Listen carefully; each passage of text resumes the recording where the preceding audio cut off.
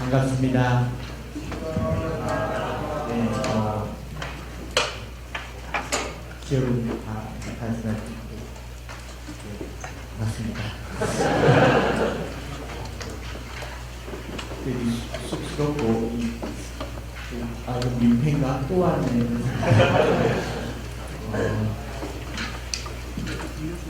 오늘 온 이유는요,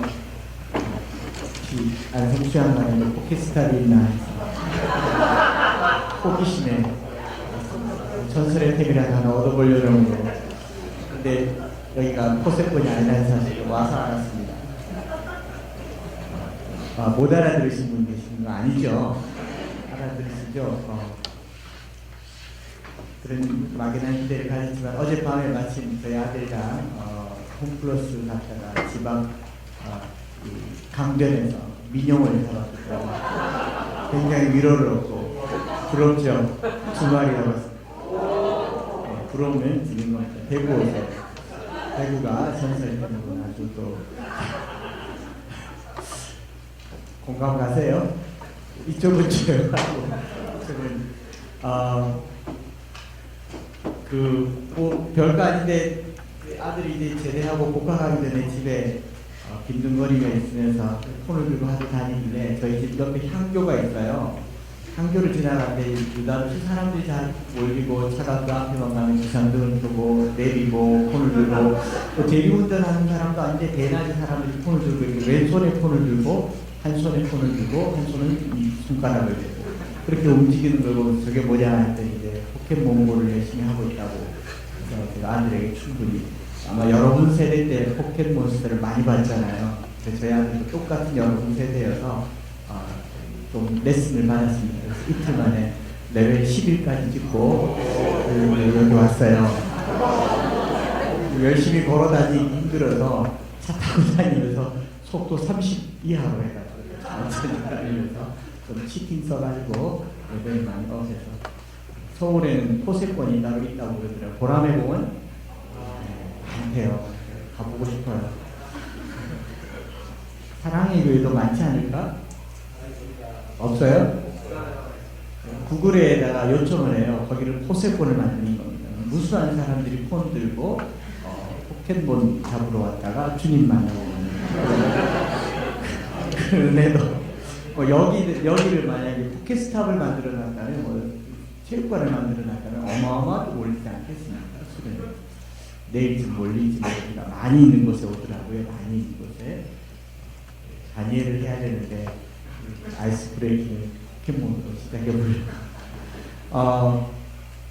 지난 1년 됐더라고요. 1년 전에 여기 와서 589 수련회 하면서 예레미야서와 다니엘서를 했고요. 그때는 다니엘서 1장과 6장과 12장만 했고 1, 2, 4부 수련했던 여호수아서 크로스라는 주제를 가지고 여호수아서를 전반적으로 훑었던 기억이 납니다. 오늘 우리 목사님께 다니엘서 1장부터 12장까지 말씀을 같이 나눌 텐데요. 다니엘 그러면 저와 여러분들이 아는 것은 사자불 그리고 풀무불 뜻을 정하여 요 세 가지 주제 외에는 나머지 듣기도 어렵고 들어보는 것도 잘 없고 신구약 성경 통틀어서 설교 제일 안 하는 본문이 레위기고 창세기 출애굽기 레위기죠. 그 2월달쯤 되면 이제 신약 구약 성경부터 창세기부터 통독하다가 출애굽기 넘어가서 레위기를 맞이하는 거죠. 그게 레위기. 그래서 그런가?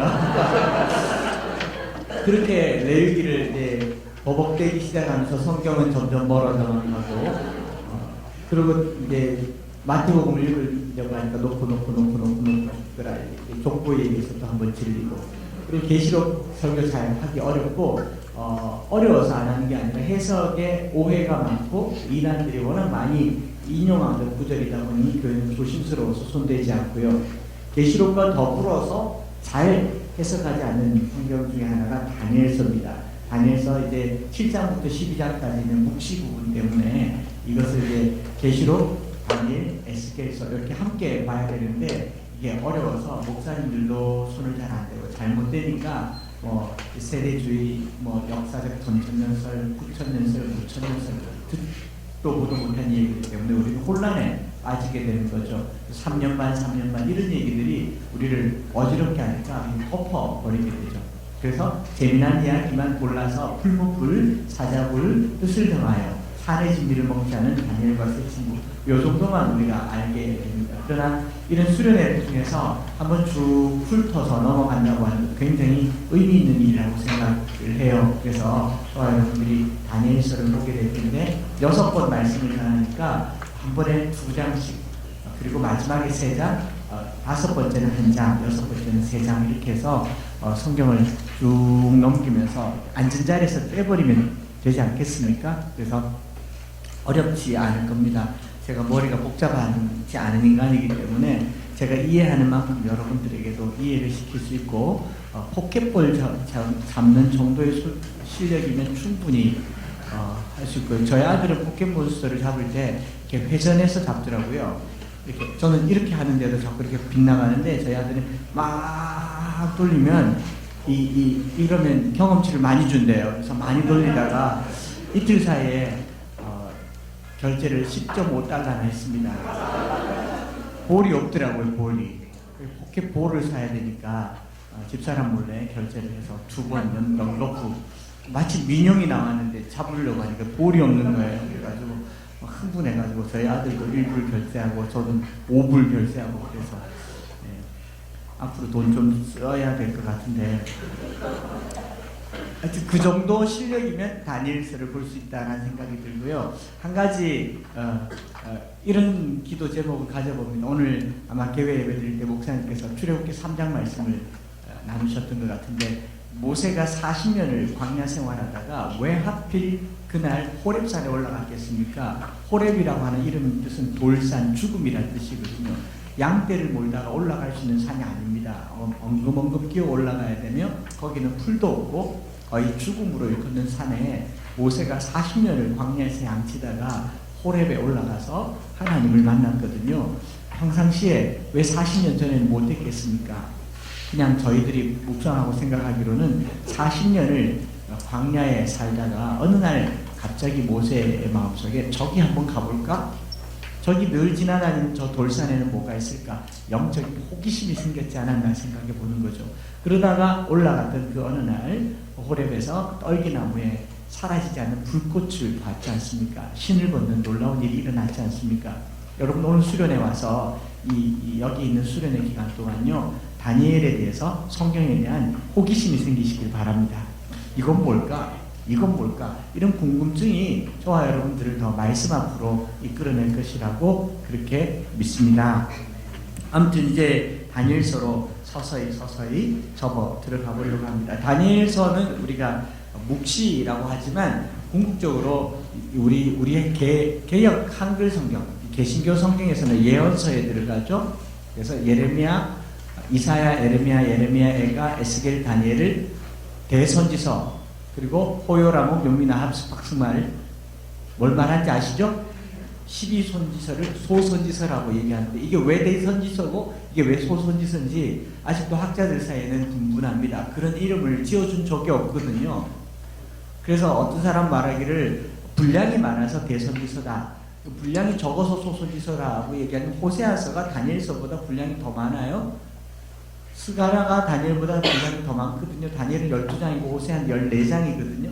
그럼 분량 문제는 아니다고 했더니 이 선지자들의 규모가 크다, 선지자들이 받은 계시가 크기 때문에 대선지자다.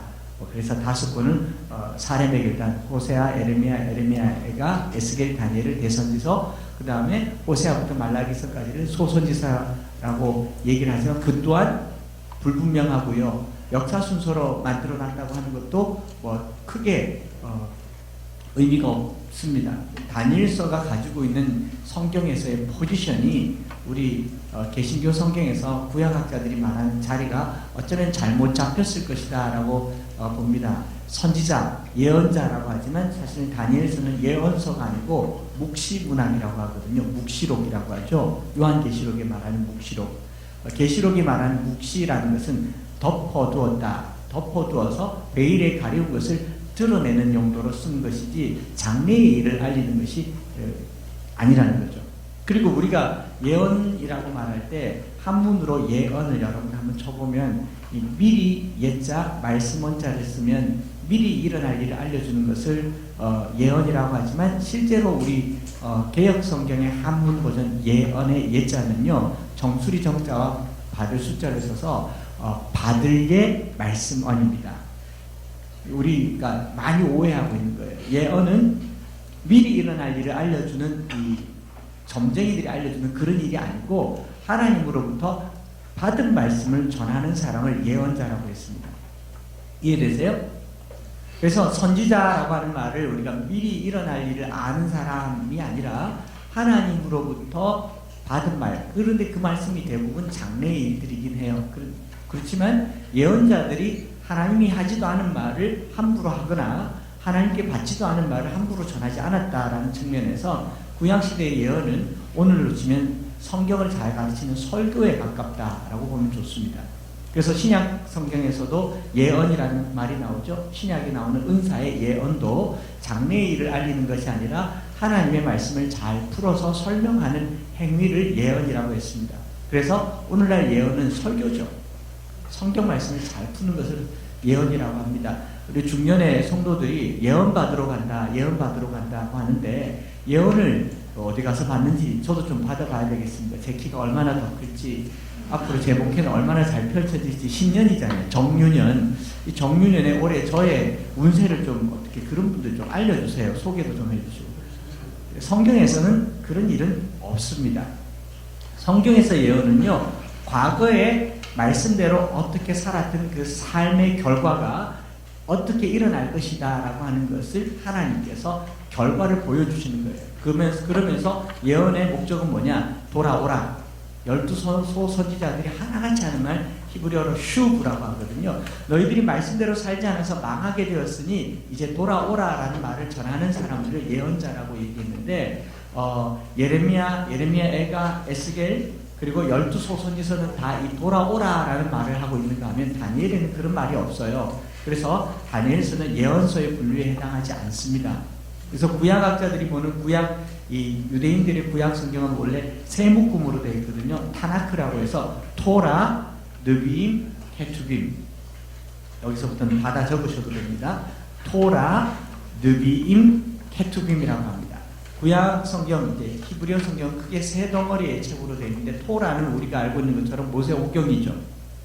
느비임은 나비, 선지자들의 글이라고 해서 모세오경 다음에 나오는 여호수아, 사사기, 사무엘상하, 열왕기상하, 역대상하, 그리고 이건 전기선지서, 후기선지서라고 해서 이사야, 예레미야, 그리고 에스겔, 그 다음에 호열, 아목, 용미, 나합, 스팍스날 12선지서.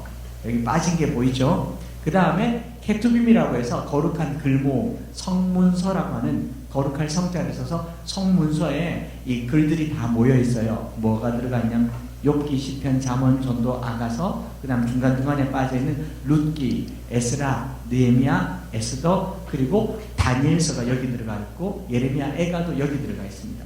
그러니까 구약 성경의 히브리어 이 마소라 텍스트의 다니엘서의 위치는 지금 우리가 배열해 놓은 이 위치가 아니라 맨 뒷자락에 가 있다는 거예요.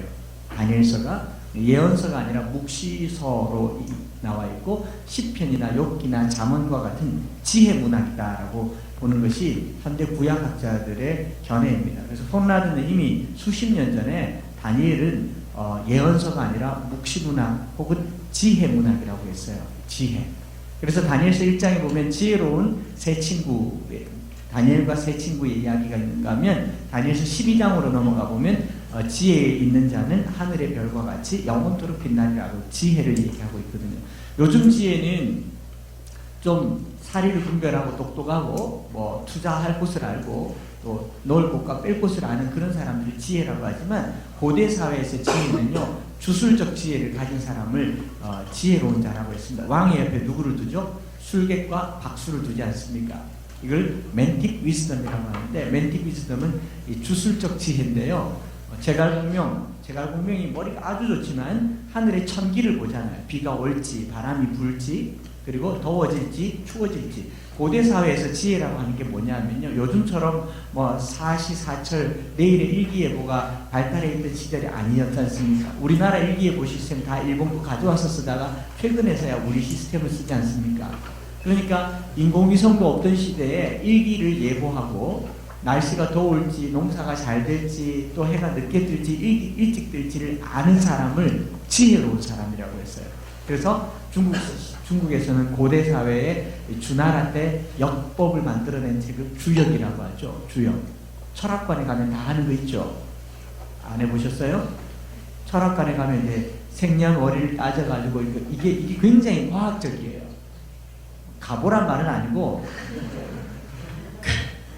그게 이제 이 사람이 이때에 태어났다라고 하는 것은 이런 성향을 가진다라고 하는 통계가 고대 사회 때부터 많이 알려져 있는 하나의 지혜였다는 거예요. 이런 지혜를 하나님에게서부터 얻는 게 아니고 또 우상에게서 얻으니까 하나님께서 그것을 아주 싫어하셨지만, 그래서 다니엘서에 나타나는 모든 형태의 다니엘이 이방 나라에 잡혀가서 박수와 술객들보다 10배나 지혜가 더했다라고 하는 그 지혜는 똑똑했다, 공부 잘했다가 아니라 오늘 우리가 전쟁 나가면 이길 거다, 전쟁 나가면 질 거다. 구약 성경에 자주 나오죠. 하나님께 묻잖아요. 전쟁 나갈까요 말까요? 농사를 지을까요 말까요? 그것들을 제사장들은 레위 시대 때 우림과 둠밈이라는 것을 둬서, 제사장 의복에 보면 우림과 둠밈이라는 게 있는데 이게 두 개의 돌이거든요. 두 개의 돌인데 아디아포라라고 하죠. 해도 되고 안 해도 되고, 이렇게 해도 되고 이렇게 해도 될 때 뭘 하는 게 좋겠습니까? 라고 제사장에게 가져와서 물으면 제사장이 우림과 둠밈 중에 하나를 딱 꺼내서 이거 하라 라고 얘기하는데, 이거 떼놓고 얘기하면요 사다리 타는 겁니다. 동전 던지는 거라고요. 이해되세요? 나를 좋아하는 자매가 둘이에요. 두 자매가 다 나를 좋아하는데 둘 다 마음에 들어요. 그렇다고 둘 다 데리고 살 수는 없잖아요. 이럴 때 뭘 해야 되냐? 동전을 던지는 거죠. 앞면이 나오면 명숙이랑 하고 뒷면이 나오면 현주랑 하고. 그게 고대 사회의 제사장들이 제사법이었다니까요. 너무 제가 미신적으로 여러분들을 몰고 가고 있는데 아주 황당합니까?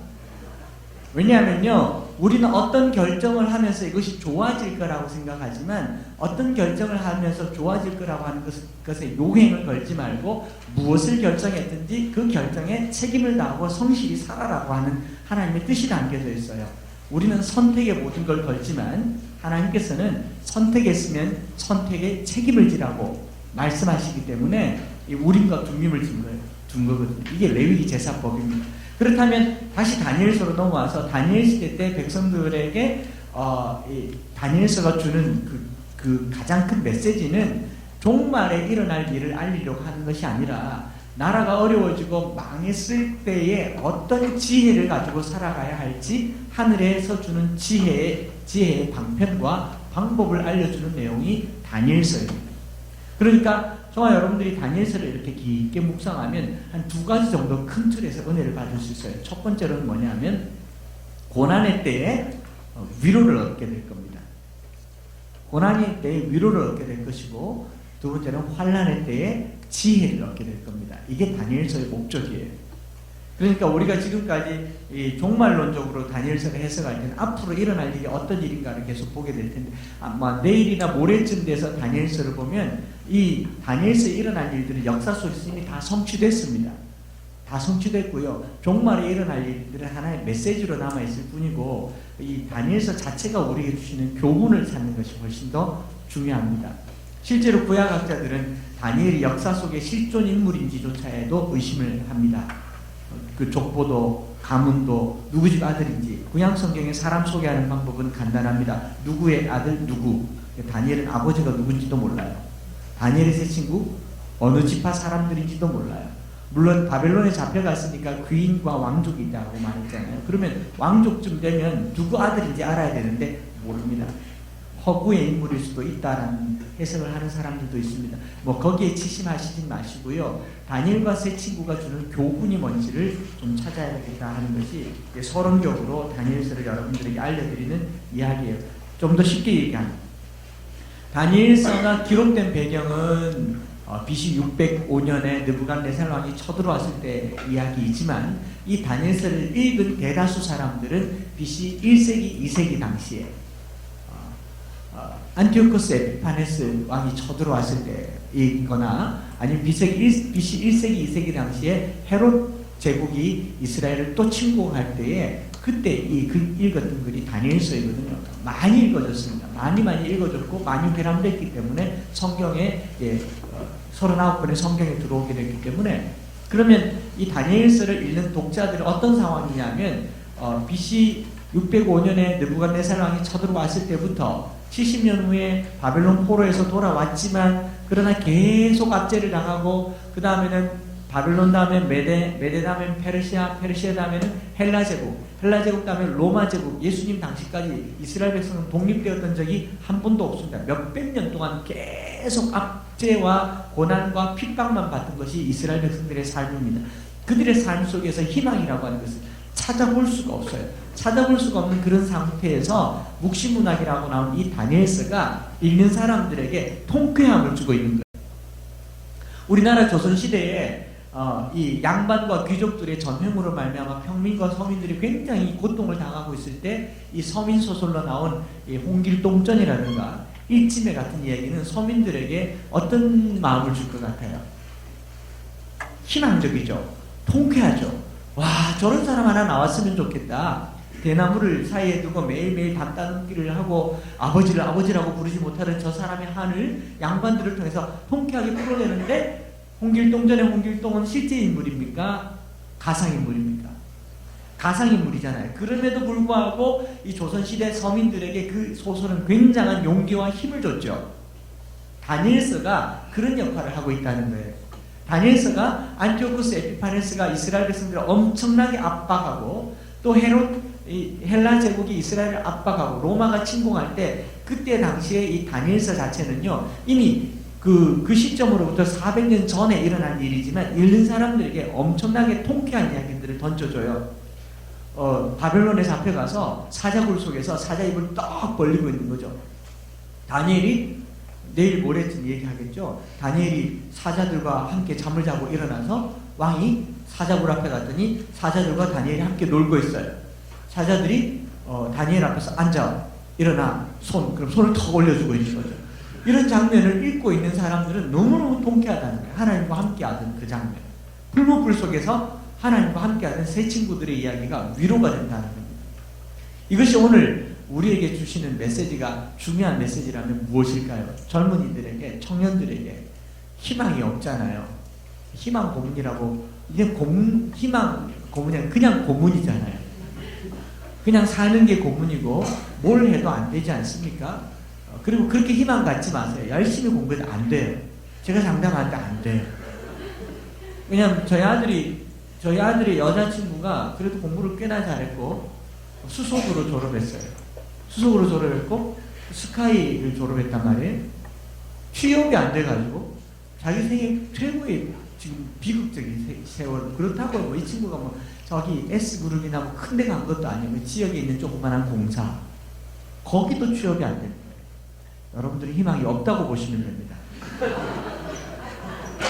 그러니까 오늘 모든 것을 다 내려놓고 저 일본 사람들이 사토리족처럼 좋은 거 사 먹지 말고 좋은 거 사 입지 말고 알바해가지고 알바해서 한 투잡 뛰고 대리운전하고 나면 한 달에 한 150, 200 벌잖아요. 그래서 부모님 편에 얹혀서 결혼하지 않고 차 사지 않고 아이 갖지 않고 그냥 주어진 인생 돈 좀 모아서 여행 다니고 평생 그렇게 살다가 연금 받고 죽으면 돼요. 희망을 가질 필요가 없어요.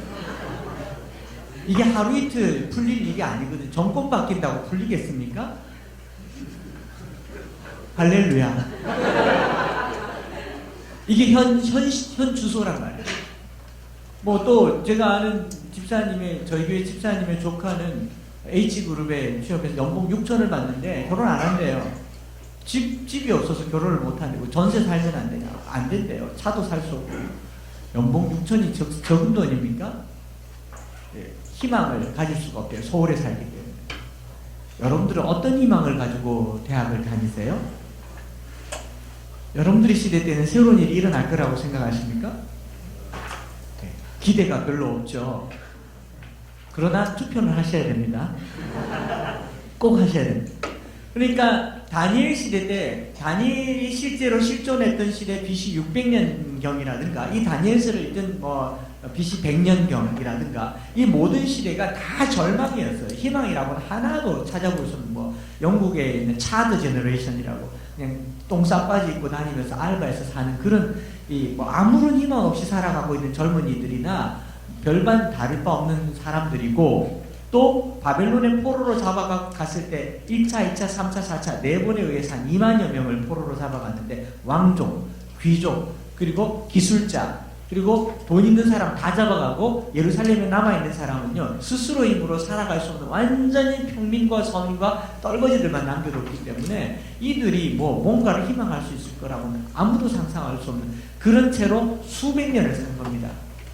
그러니까 다니엘서를 통해서 우리가 얻으려고 하는 것은 종말이 온다 이런 얘기 아니에요. 그들은 삶이 종말이에요. 여러분들도 그렇지 않나요? 삶이 매일의 삶이 그냥 종말입니다. 그냥 내일의 희망을 갖지 않고 오늘 체념하면서 사는 이런 젊은이들에게 다니엘서는 어떻게 보면 새로운 하나님의 역사를 꿈꾸고 기대하는 희망이 될 수도 있고 또 용기가 될 수도 있습니다. 이때 우리가 용기를 가지고 살아갈 수 있는 하나의 기계를 얻을 수 있는 놀라운 메시지가 다니엘서에 있다라고 생각합니다. 펜실베니아 주립대 교수 팀이 연구했죠. 그 테드에 보면 그 교육학회에 나오는데 이 주립대 팀에서 뭘 연구했냐면 성공할 만한 사람 또 성공의 가능성이 있는 사람 이미 성공한 사람 어느 분야의 전문가가 된 사람들에게서 공통적으로 발견되는 한 가지 기질이 있다. 이 기질이 뭔가를 연구를 한 거죠. 그래서 역경을 이기고 난관을 이겨내는 어떤 하나의 특성이 있는데 그것은 재능도 아니고 또 IQ도 아니며 환경도 아니고 그가 졸업한 출신 학교도 아니다. 뭐냐면 그리트라고 얘기하는 기계 우리말로 좀 다르게 표현하면 투지라는 거예요. 투지. 오늘날 젊은 세대에게 희망이 전혀 없는 세대에게 투지를 불어넣어주는 메시지가 바로 다니엘서다 라고 보시면 읽기가 훨씬 쉽겠지 않습니까? 다니엘서를 묵시적인 관점에서 보면요 황당하단 말이죠. 그러나 다니엘서를 이 지혜의 문헌으로 보고 이 어둠의 때에 어려움의 때에 난관의 때에 우리가 어떻게 지혜를 가지고 살아갈까에 대한 하나의 지혜를 얻는다면 우리는 투지를 갖게 될 것이고 기계를 가지고 이 세상을 뚫고 새로운 세상으로 나아가는 좋은 메시지가 될 것이라고 믿습니다. 이게 다니엘서예요. 예를 들면 뭐 너무 서론을 길게 하나? 어벤져스에 보면 히어로 나오잖아요. 히어로에 나오는데 2탄까지인가? 2탄까지에 스파이더맨이 안 나오죠? 왜 안 나오죠? 예? 딴 회사에서 사가지고 그 마블사에서 각종 종류의 히어로들을 많이 만들었잖아요. 헐크도 나오고 또 뭐 뭐지? 캡틴 아메리카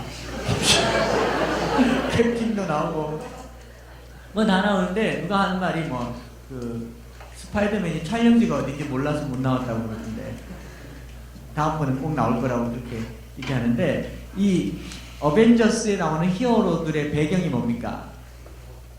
예? 위기예요. 위기. 난리가 일어나지 않습니까? 악당이 있고 난세에 드러난 영웅들을 얘기하고 있죠. 그래서 우리는 어벤져스와 같은 이런 영웅 히어로 영화를 보면 통쾌합니다. 그죠? 결론이 항상 이겨요. 약간의 어려움이 있지만 반드시 이깁니다. 이건 원칙이잖아요. 히어로를 또 살려내요. 가장 전능자의 시점에 있는 작가에게 가서 살려냅니다. 이게 마블사의 특징이잖아요.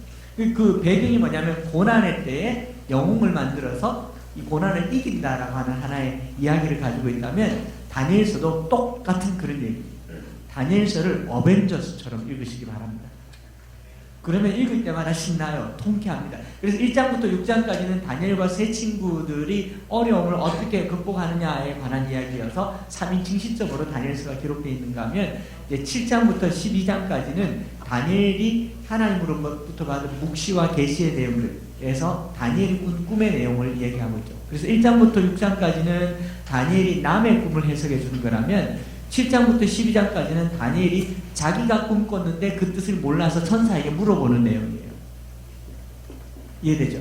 남의 꿈을 해석할 수 있는데 지 꿈을 해석 못해서 굉장히 번민하면서 기도하던 사람이 다니엘로 드러나고 있고, 이러면서 다니엘서 11장과 12장으로 넘어가 보면 지혜로운 자가 많은 사람을 가르칠 것이고 지혜로운 자가 하늘의 별과 같이 빛날 것이고 이 말씀을 굳게 붙드는 자가 곧 지혜로운 사람이다 라고 얘기를 하면서 다니엘서를 딱 덮을 때는 말씀 붙들고 지혜롭게 세상을 이기자 라고 나아가야 다니엘서를 잘 보는 게 될 겁니다.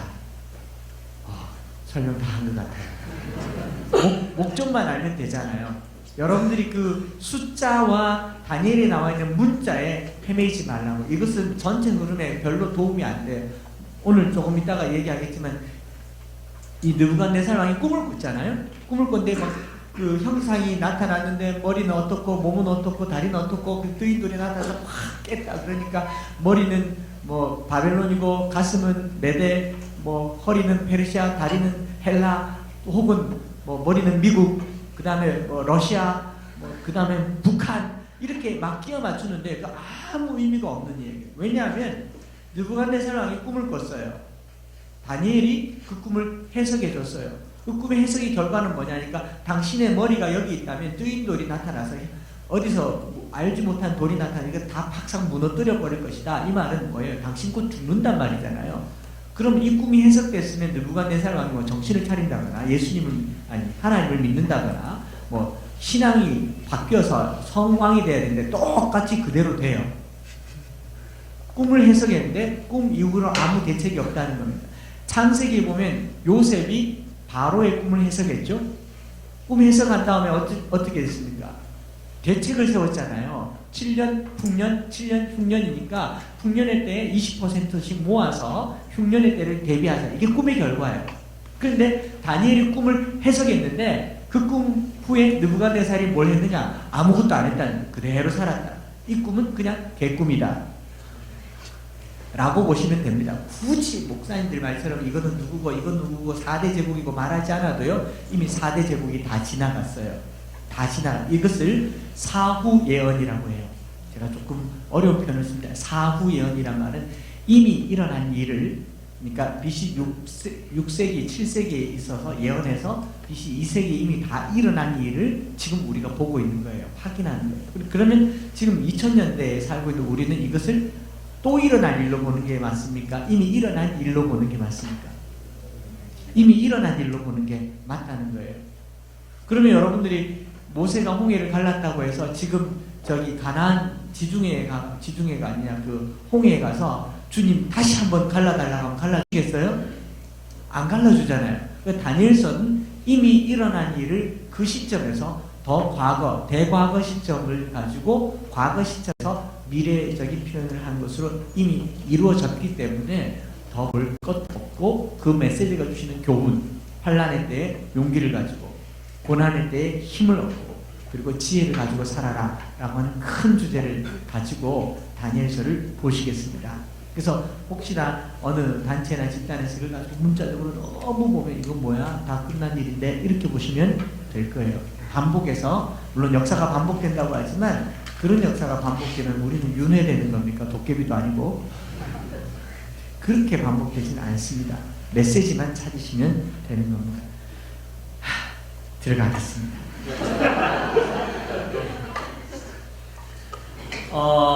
요 1절 볼게요. 유다왕 여호야김이 다스린 지 3년이 되는 해에 바벨론 왕 느부갓네살이 예루살렘에 이르러 성을 에워쌌더니, 실제로 있었던 일이죠. 요시야의 아들 요아스 3개월 만에 이제 폐위되고 애굽 왕이 여호야김을 왕으로 세웠을 때에 여호야김이 유다의 왕이 됐어요.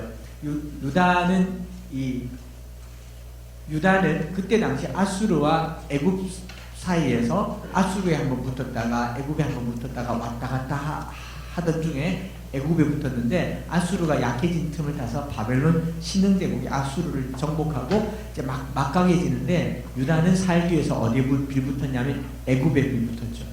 그래서 바벨론이 이제 열받아서 확 쳐들어와 버린 겁니다. 쳐들어와서 이제 여호야김 3년이란 말은 우리나라 사람들이 보기에는 구약 역사를 많이 좀 생각해야 되는 일이지만 이스라엘 백성들은 다 아는 얘기. 우리나라 고종 3년 그럼 알잖아요. 고종 몇 년 그럼 알듯이. 그래서 이제 이스라엘이 망하던 해에 주께서 유다왕 여호야김과 하나님의 전 그릇 얼마를 그의 손에 넘기심에 그가 그것을 가지고 신할 땅 자기 신들의 신전에 가져다가 그 신들의 보물창고에 두니라 라고 얘기하고 있습니다. 그러면서 3절, 4절, 5절 같이 한번 읽어보겠습니다. 시작.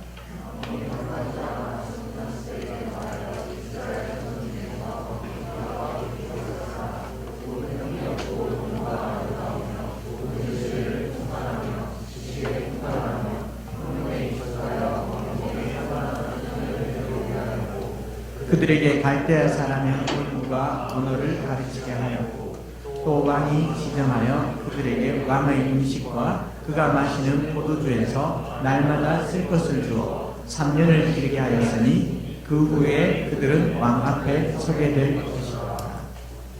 자, 이 배경이 뭐냐? 605년에 이스라엘의 느부갓네살 왕이 침공했습니다. 침공해서 뭐가 무너졌냐면 성전은 587년에 무너졌지만 이 성전 기물들을 싹 가져갔습니다.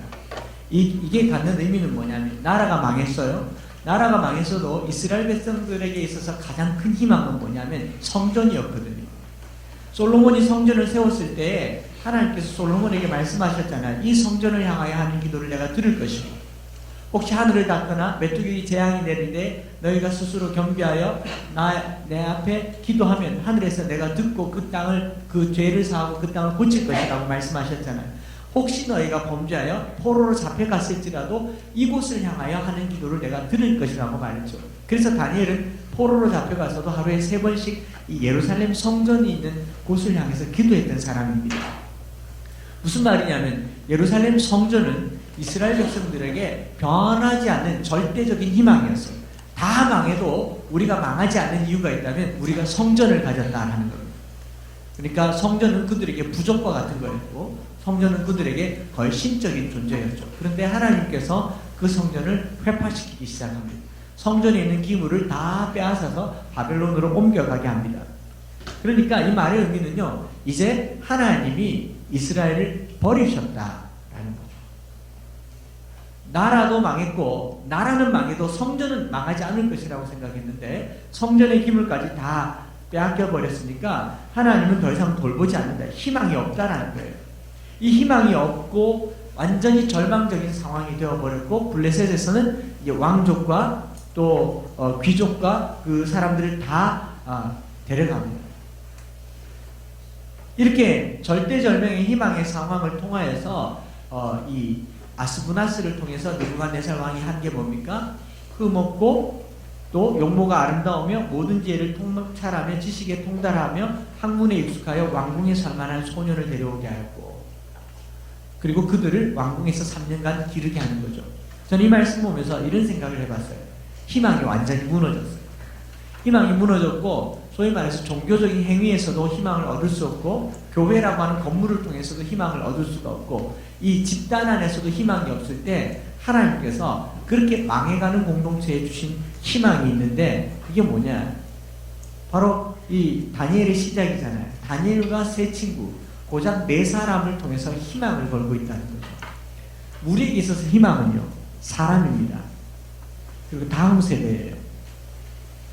그것이 우리에게 있어서 희망이라는 것을 아셔야 됩니다. 여러분들이 직장 때문에 또 뭐 월급 때문에 결혼을 포기하고 출산을 포기하고 집을 포기하고 차를 포기할 수 있을지 몰라도 다 포기할 수 있을지 몰라도 하나만 포기하지 마세요.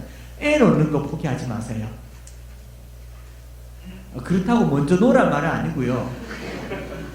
아무리 가난해도 출산하는 일을 포기하지 마세요. 우리나라가 세계에서 출산율이 제일 낮고 통계학자들에 의하면 지구가 역사 속에서 사라지기 전에 지구보다도 먼저 사라질 나라가 대한민국이라고 합니다.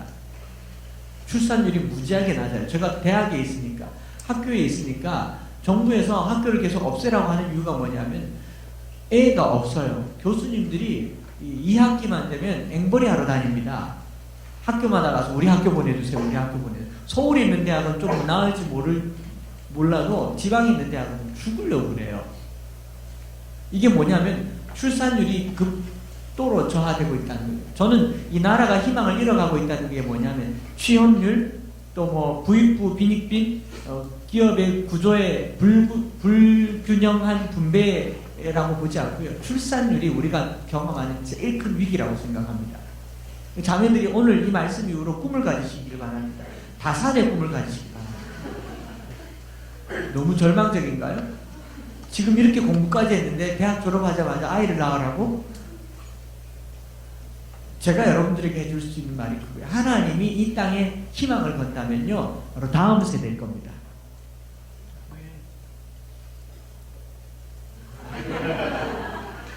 여러분들을 통하여 다음 세대가 일어나는 것을 희망할 거라고 믿습니다.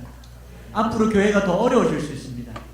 학교가 더 어려워질 수 있고 취업이 더 어려워질 수 있습니다. 우리가 믿고 우리가 희망하는 모든 것이 다 무너질 수 있습니다. 그런데 하나님께서 그 무너져가는 나라에 고작 14살, 15살, 16살 된 다니엘과 세 친구들에게 이 민족의 희망을 걸었다는 사실이에요. 오늘 자라나는 젊은 세대와 태어나는 이 어린아이들에게 희망을 걸었다는 겁니다. 사도행전 1장 8절에 땅끝까지 이르러 내 증인이 되라고 한 그 땅끝이 어디냐? 선교학자들이 M1, M2, M3 미전도 종족이라고 하는데 진정한 미전도 종족은요, 다음 세대입니다. 다음 세대. 아닐 것 같아요? 여러분 부모님들이 여러분들 보면서 한숨 짓지 않나요? 그렇게 예수 믿어가 어떡하냐고. 아닌가요? 우리 부모님보다 내가 믿음이 더 좋다고 생각하세요? 우리 부모님이 싸우며 세워왔던 교회보다도 내가 더 교회를 사랑한다고 생각하세요? 그럼 여러분들이 자녀들은요? 두 세대 못 가서 한국 교회는 문 닫을 겁니다. 유럽 교회가 뭐 몇백 년 만에 사양길을 걸었다면 우리는 100년 만에 피크를 찍고 100년 만에 문 닫을 겁니다. 이거 위기거든요. 하나님께서 다니엘서를 통해서 다니엘을 통해서 우리에게 주시는 첫 번째 이 메시지 기도 제목이 있다면 다음 세대에 대한 꿈을 가지셔야 되고, 물론 여러분들에게 출산하라고만 얘기하는 게 아니라 제가 봤을 때 여러분들은 다음 세대잖아요. 제가 봤을 때 여러분들은 다음 세대지 않습니까? 사사기서 2장 10절을 한번 찾아보십시다.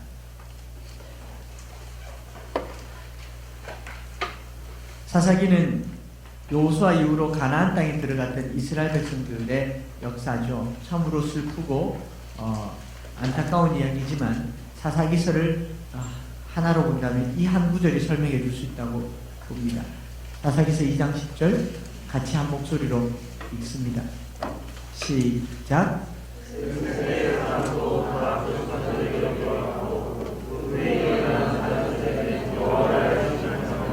여호와께서 이스라엘을 위하여 행하신 일도 알지 못하였더라. 여기 그 세대 사람은 여호수아 세대 사람이죠. 여호수아와 그 동시에 광야에서 가나안을 정복했던 사람들. 그리고 그 후에 일어난 다른 세대는 가나안에 살고 있는 사람이죠.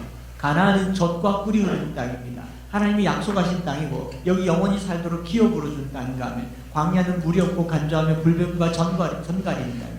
광야가 좋아요? 가나안이 좋아요? 가나안이 얼마나 좋은지 거꾸로 한번 읽어보세요. 가나안. 들어가면 안 나가.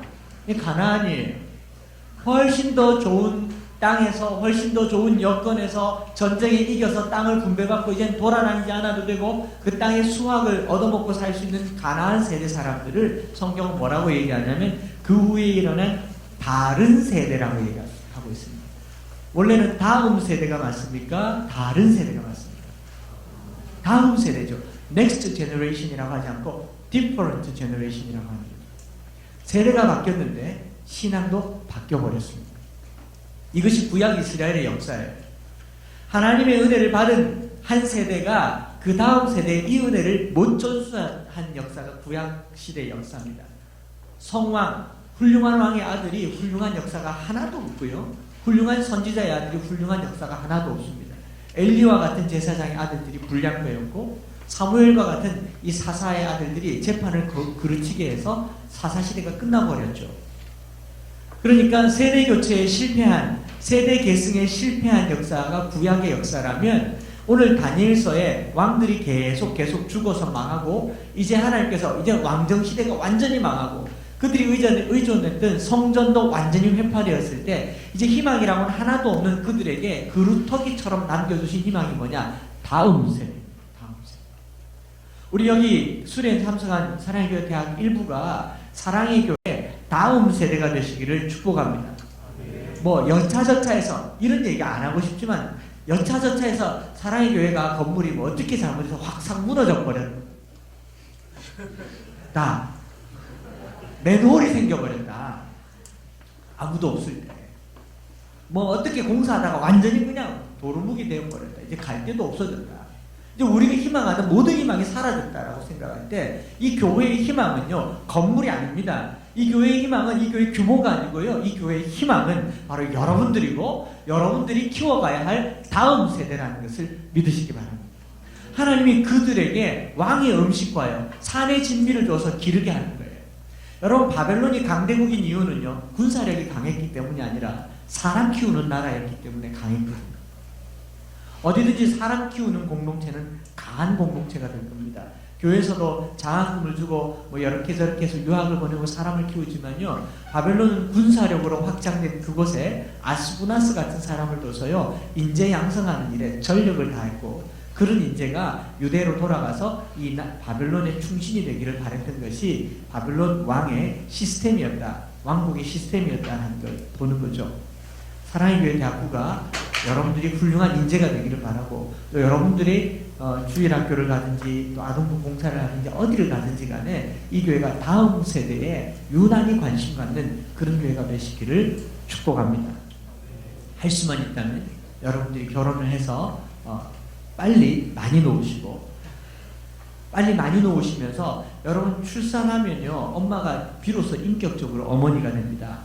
제가 자녀 교육을 많이 하는 교회이고 저희 교회가 자녀 교육을 워낙 많이 하니까 어머님들이 제게 와서 하나같이 얘기해요. 목사님, 새 아들을 키우다 보니 제가 정말 죄인이며 뿌리 깊은 죄인이라는 것을 아이들을 통해서 느낍니다. 저는 아이들조차 사랑할 수 없는 연약한 죄인이라는 것을 느낍니다. 눈물 펑펑 흘리고 인격이 변해요. 그런데 이분이 사모님이세요.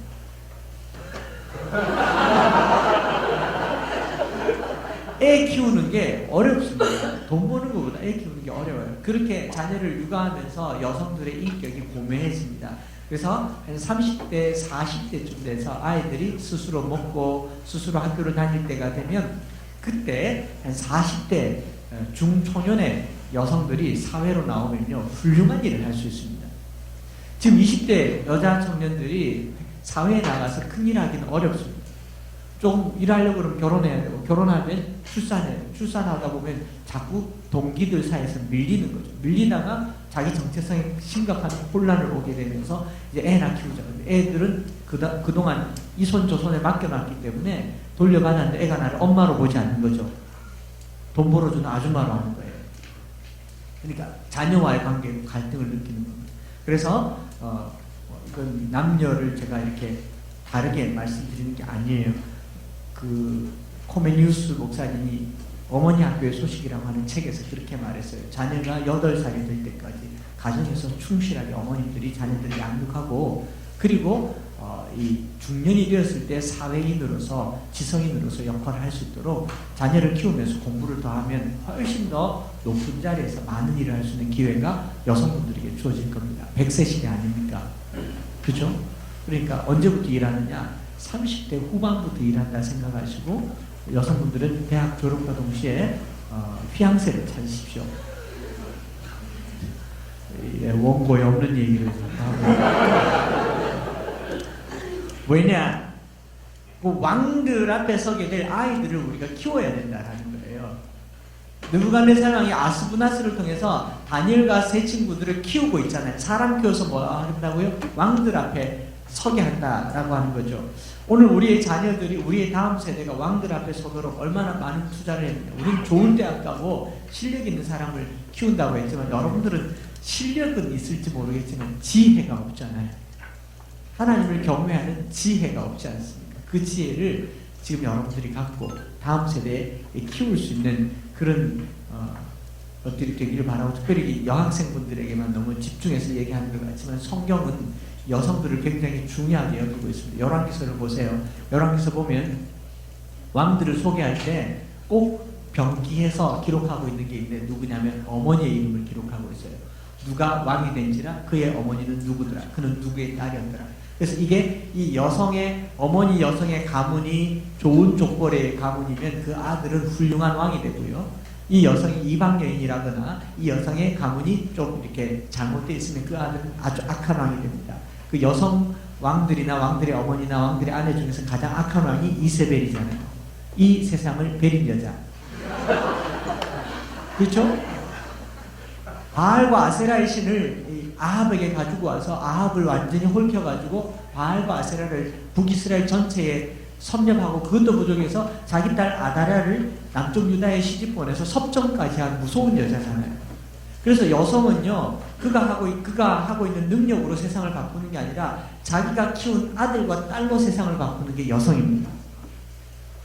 할렐루야. 너무 억울하죠. 이거는 제가 얘기 안 할게요. 더 하면 길게 가야 되니까. 아무튼 이 다니엘서 1장에서 제일 중요하게 보여주고 있는 메시지 중에 하나가 뭐냐면 사람 키우는 거죠. 사람 키우는 거. 다음 세대의 사람을 키우는 거고 그 당시의 기록에 보면 블레셋의 이 군사력뿐만 아니라 인재 양성의 능력을 보면 갈대아 학문을 가르치고 그 다음에 언어와 설형 문자, 아카디아 이런 것들 다니엘과 세 친구가 뭐 쐐기 문자와 점토판 자료들을 이렇게 보면 그때 당시 이미 2500년 전인데 천문학과 수학과 법률을 배웠습니다.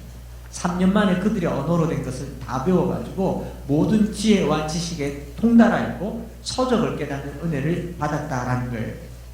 이것이 세상 바꾸는 첫 번째 단추입니다.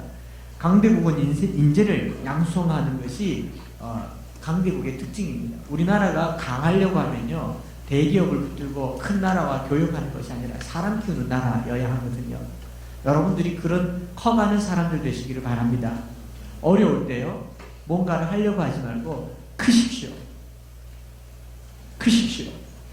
뭘로 커야 되는가? 다니엘과 세 친구들이 크는 이야기가 8절부터 해서 이제 그 다음에 1장 끝까지 나옵니다. 8절에 뭐라고 나옵니까?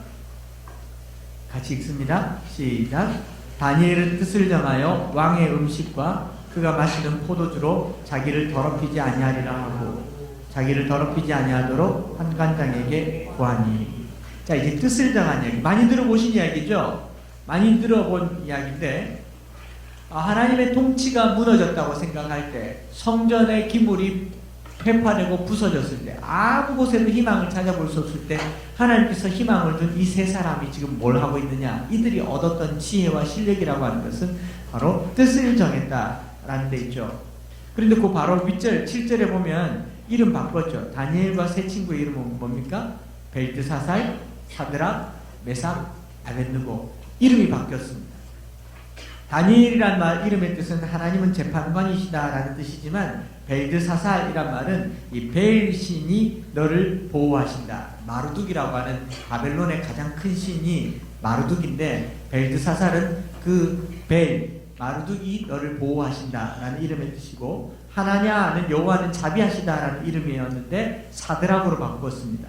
야쿠의 명령이다. 야쿠는 바벨론 사람들이 섬기는 달신입니다. 야쿠의 명령을 들어라. 미사엘은 원래 이름이 주님 같은 이가 누구인가 라는 뜻이지만 메삭으로 바꿨죠. 메삭. 야쿠 같은 이가 누구인가. 다 이름이 바뀌었습니다. 아사라라고 하는 사람, 그 이름 여호와께서 도우신다라는 뜻인데 아벳느고로 바꿨습니다. 느고의 종이다. 그러니까 이름을 바벨론식으로 다 바꿨다라는 말은 너희들은 철저하게 바벨론의 문화와 바벨론의 종교와 바벨론의 언어와 바벨론의 삶을 살도록 만들었던 사람. 여러분 14살, 15살 때는요, 가치관이 형성되고 자기가 보고 듣고 아는 것이 전부인 시대 또래 아이들 아닙니까? 그래서 청소년 시기에 어떤 역사 교과서를 써야 되는가를 국가가 이렇게 주관하려고 하잖아요. 그러니까 청소년 때는 그들이 보는 것, 배우는 것이 전부인 시대에 이름이 바뀌었고, 바벨론 문화 속에서 바벨론의 것을 배워야 하는 그들이 뜻을 세운다고 하는 건 굉장히 어려운 일 아니겠습니까? 저는 반공교육을 받으면서 살았어요. 반공주의 세대 사람입니다. 그래서 공산당 그러면 이승복 형님이 생각나고, 공산당이 싫어하면 입이 찢어진 사람, 제 머릿속에 공산당은 머리 피부 색깔이 빨갛고 빨갱이니까 그리고 또 이 이빨이 뾰족한 송곳니가 있고 손에는 항상 도끼를 들고 다니고 늑대이며 그리고 제가 보는 공산당의 원흉은 돼지였습니다. 목에 혹이 있는. 그게 저희들이 어릴 적에 배웠던 공산당이었어요. 그래서 또리 장군 만화 영화 막 보면서 어릴 때 뭐 또리 장군 나아가신다 길을 비켜라 이런 노래 부르면서 저희들이 자랐거든요. 근데 제가 초등학교 5학년 때 제 친구가 제게 딱 한마디 했어요. 야 창수야, 공산당이 진짜 빨갱이일까? 지난 시간에 우리 학 사회 시간에 배웠는데 세계의 인종은 황인종, 흑인종, 백인종밖에 없는데 빨갱이는 없는데 이렇게 말하더라고요. 그래서 제가 그렇지. 여러분 빨간 피부 가진 사람은 없잖아요. 그래서 그때부터 정부를 의심하기 시작했습니다.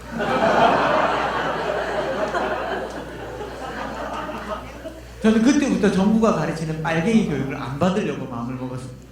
아닐 수도 있다. 북한 가보고서야 내 눈으로 확인하겠다. 북한 사람들이 정말 빨간지는 눈으로 봐야 한다. 그랬는데 무슨 말이냐면 10살, 11살, 12살, 13살, 14살 정말 어른들이 먹여주고 입혀주고 주입시킨 것만 전부인 줄 아는 그 세대 다니엘과 세 친구가 뜻을 정한다고 하는 게 쉬운 일이겠습니다. 황관장에게 우리가 왕의 사내 진미를 거부하고 채식만 먹겠다라고 이 뜻을 정했죠. 이 뜻을 정한 것이 얼마나 쉽지 않은 일이라는 것을 알아야 됩니다. 우리는 이 결과를 보기 때문에 다니엘과 세 친구가 뜻을 정했더니 바벨론의 모든 박수들보다 지혜가 10배나 더했고 서적을 깨닫는 은혜를 받았더라. 몽조를 알고 꿈을 해석하는 은혜를 받았더라는 결과에 치중하기 때문에 뜻을 정하자고 하지만 이 뜻이 열흘 테스트로 끝난 게 아니잖아요. 본문을 자세히 보세요. 열흘 동안 테스트를 해서 얼굴이 괜찮으면 앞으로 계속 안 먹겠습니다. 언제까지 안 먹었냐? 3년 안 먹었어요. 여러분 3년간 고기를 안 먹었으면 끝이겠습니까? 다니엘이 그 후로부터 계속 채식만 했다는 사실. 쉽겠습니까? 이 뜻이 평생 뜻이었던 거죠. 열을 안 먹겠다는 테스트가 아니었어요. 그냥 흔히 말하는 뭐 수련회 때 여름 수련회 때 오늘 우리가 뜻을 정합시다. 뜻을 정하셔야 됩니다. 이런 뜻이 아니라요. 평생에 하나님 앞에 자기의 삶을 드리는 전생의 결단을 했다라는 겁니다. 이런 10대 청소년들에게 하나님께서 구군을 주신 겁니다. 오늘 사랑의 대학부가 뜻을 정한다라고 할 때 그 뜻이 무슨 뜻이냐? 내 평생에 주님 앞에서 살아갈 수 있는 그 뜻이 정해져야 하는 겁니다. 그리고 이것을요, 결과를 중점으로 결단하지 말아야 됩니다. 뜻을 정했는데 하나님께서 지혜를 주실 것이다. 뜻을 정하는. 그런 일 잘 없어요. 40일 특별 새벽 기도를 한다거나 40일 금식 기도를 하면 하나님께서 능력 주실 것이라고 해서 이런 목적을 두고 하는 기도는 가끔가다 능력 받기도 하고 하지만 그건 계산이잖아요. 다니엘과 세 친구들은 그냥 단순하게 이거 하지 말자. 그리고 평생 안 한 겁니다. 이거 하지 말자 그러고 그냥 안 한 거예요. 단순한 동기로 결단했어요. 그 결단이 뭐냐? 8절 보면요. 자기를 더럽히지 않겠다라고 하는 이 단순함에 평생을 건 거예요. 저는 자존심에 모든 걸 걸었다고 봤습니다. 자존심에. 베테랑이라는 영화입니까? 거기 보면 쪽팔리게 살지 말자 이런 표현이 있었던 것 같아요. 오늘 우리가 뜻을 정한다라고 했을 때요. 여러분들은 뭐에 뜻을 정하겠습니까? 나는 술을 가까이 하지 않겠습니다. 구름 과자를 먹지 않겠습니다. 뭘 하지 않겠습니다. 이걸 통해서 거룩하게 된다거나 평생 11조를 하겠습니다. 이걸 통해서 복을 받는다거나 이런 걸 떠나서 나는 그리스도인으로서 이런 것들은 하지 않겠습니다라고 하는 자기 결단이 오늘 우리를 놀랍게 만드는 거예요. 다니엘과 세 친구가 나라를 살리려고 뜻을 정한 거 아니에요? 다니엘과 세 친구가 국가를 회복시키기 위해서 뜻을 정한 게 아닙니다. 다니엘과 세 친구가 거룩함의 뜻을 정했습니다. 자신을 더럽히지 않는 일의 뜻을 정했고요. 성공의 뜻을 세우는 것이 아니라 거룩의 뜻을 세웠고 이 뜻은 열흘이 아니라 3년에서 평생 가는 뜻을 세웠고요. 이 뜻이 하나님께 귀히 여긴 바 되었고 이것이 오늘 다니엘서를 통해서 우리가 얻을 수 있는 우리가 하나님께서 우리에게 희망을 걸 수 있는 하나의 희망이라고 생각합니다. 몇 년 전에 2년쯤 됐나요? 3도짜리 탄산 술이라고 말할 수가 없죠. 3도면 그죠? 보혜에서 탄산 음료가 나왔죠. 3도짜리 탄산 음료. 그게 소개되고 나니까 저희 교회 집사님들 중에는 술 먹이기 시작하면 그 정도는 먹어도 되지 않을까? 맥주를 꼭 뭐 술이라고 얘기를 해야 되나? 일하고 난 다음에 고된 노동을 하고 난 다음에 맥주는 참 좋다. 저는 가끔 가다가 병원에서 술을 권장받은 적이 있습니다. 신장이 좋지 않아서 병원 갔더니 맥주를 많이 마시면 이뇨작용으로 좋다. 요즘은 심장이 별로 좋지 않은데 포도주를 많이 마시면 좋다. 그래서 약으로 먹는 거니까 먹어볼까? 거기에서 우리가 어떤 뜻을 정해야 되겠습니까? 술 얘기를 왜 하냐면요. 여러분 교회니까. 여러분 교회 다락방에 계신 한 분 집사님이 제 제자가 있어요. 한 분 집사님이 이제 30대, 40대 초반에 집사님들의 이슈가 술을 꼭 먹지 말아야 되냐 이런 게 자기들이 하는 이슈래요. 그래가지고 다락방 모임, 종각 모임 할 때 순장님을 배제한 채 순원들끼리 가서 맥주를 마시면서 이걸 꼭 먹어야 되냐 이렇게 얘기를 하면서 자기들 나름대로 먹을 수 있는 좋은 다락방이 있다고 그러더라고요. 다음에 필요하면 그 다락방 소개시켜 드릴게요. 그러면서 뭐 이건 물이다. 독일에서 맥주가 나올 때는 당시에 물이 워낙 안 좋아서 맥주가 나올 수밖에 없었다. 지금 물 아주 좋은데도 계속 드시더라고요. 그렇지 않습니까? 그리고 뭐 술 안 취하면 되지. 뭐 그걸 꼭 난 멀쩡하다. 주량이 좋다. 내 주량만큼 먹으면 안 되냐. 술은 내가 취하고 안 취하고를 결정하지 않아요. 경찰서에 가서 물어보면 혈중 알코올 농도가 정하는 거잖아요. 운전할 수 있고 없고. 그런데 그걸 이제 우리 스스로가 계속 해석하지 않습니까? 저는 개인적으로 그런 생각을 해요. 뜻을 정할 때 이게 나를 더럽히냐 안 더럽히냐 기준으로 가야지 술 취해야 될까 말아야 될까 성경에서 하라고 했나 말하라고 했나 죄인가 아닌가를 묻지 말고요. 거룩한가 안 한가를 물을 때 하나님께서는 그 뜻이 무엇인지 알 것입니다. 레위기에는요. 거룩과 부정 그 다음에 죄 이 단계가 있어요. 죄는 아니지만 부정한 게 있습니다. 술은 죄는 아니에요. 그러나 거룩하지는 못합니다. 그것이 우리에게 요구하는 것이 다르기 때문에 이 얘기는 제가 가는 데마다 얘기했고 여러 번 들었을 거예요. 술을 1차, 2차, 3차 먹잖아요. 안 취하는 만큼 1차, 2차, 3차 먹지만 밥 맛있어서 1차, 2차, 3차 밥 드셔본 적 있어요? 오늘 물이 너무 땡기네. 2차로 물 마시러 가자. 물 마시러 가신 적 있어요? 커피 마시면서 너무 커피가 맛있어. 물론 커피는 한 2번 정도 카페를 옮겨가면서 드시기가 아니지만 커피가 맛있어서 3차 커피 하러 가신 분 있냐고요. 술이 요구하는 거는 항상 째리는 데 있지 않습니까? 경상도 말로 째린단 말 아세요? 술 취하는 데 있잖아요. 그러니까 알딸딸함에 어느 정도의 경지에 이르렀을 때 우리는 그 기분을 누리기 위해서 가는 거지. 그러면서 저는 안 취할 수 있으면 됩니다 라고 말하겠냐고요. 우리나라 법이 너무나도 어이없는 게 음주운전을 하면은 면허 취소까지 하는 법에, 그런데 술을 너무 많이 먹어서 정신이 혼미해서 성폭행을 하면 의식이 온전치 않기 때문에 정상 참작을 해주는 이런 어이없는 법을 만들어 놓은 게 우리나라 아닙니까? 그럼 술 먹고 하는 일은 다 괜찮아요. 그러니까 여러분 술 먹고 당한 건 당한 게 아니에요. 내가 한 게 아니라 술이 한 거기 때문에.